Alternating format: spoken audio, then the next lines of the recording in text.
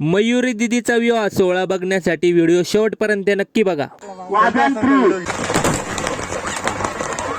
नमस्कार भाऊ आणि बहिणींनो, तुम्ही जर आपला कालचा व्लॉग बघितला असेल तर आपल्या मयुरी दिदीचा काल मांडव व त्यानंतर साखरपुड्याचा कार्यक्रम झाला आणि आज आहे लग्नाची तयारी. चला मग सर्वात अगोदर वराडी मंडळींसाठी स्वयंपाक बनवावा लागेल आणि ते काम आमचे गावकरी मंडळीच करतात. फक्त बोलून चालत नाही ओ शेठ, करून दाखवावं लागतं. ही बघा चुलीवरची झणझणीत उसळ. मला येण्या अगोदर तर बराच स्वयंपाक झाला होता, आता फक्त वरण बनवायचं बाकी आहे. मग वरणासाठी हिरव्या मसाल्यांना पहिलेच तेलात फोडणी दिली, त्यानंतर शिजवलेली डाळ पातेल्यात टाकून राजू दादाने चव घेऊन बघितली आणि दीपक दादाला संपूर्ण झालेल्या स्वयंपाकाची टेस्ट घ्यायला सांगितली. दीपक भाऊ, आपल्याला क्वालिटी आणि क्वांटिटी कशी लागली वरणाची? एक नंबर.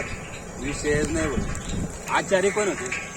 चुलीवरचं जेवण एकदम आपलं स्पेशल. शेवटी एक पदार्थ शिल्लक होताच, त्यासाठी तेल कढईत ओतलं आणि पापड पटापट तळून होईपर्यंत वराडी व पाहुणे मंडळी मंडपात येऊन बसली. तेवढ्यात नवरी नवरदेवाची छान अशी एंट्री झाली आणि मला तर या चिल्लर कंपनीने अक्षदा सुद्धा टाकून दिल्या नाही. तोपर्यंत विवाह सोहळा संपन्न होऊन गेला भाऊ.